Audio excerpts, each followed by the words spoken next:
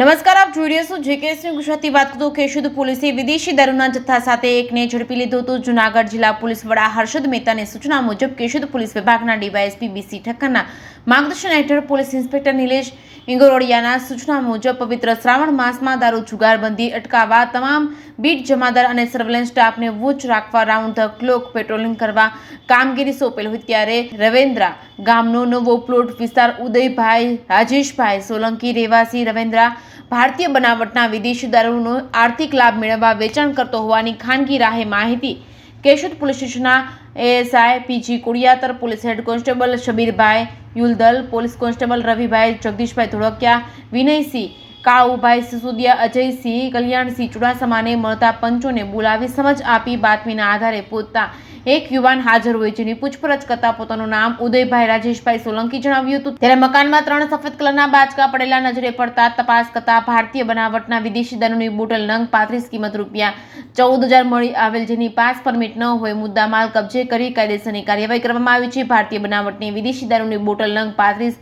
કેશોદના સુરેશભાઈ સરમણભાઈ કેશોદવાળા પાસેથી મેળવી હોવાનું પૂછપરછ દરમિયાન જણાવતા બંને વિરુદ્ધ કેશોદ પોલીસ સ્ટેશનમાં ગુનો નોંધી આગળની તપાસ એએસઆઈ પેથાભાઈ ગેલાભાઈ કોડિયાતર ચલાવી રહ્યા છે.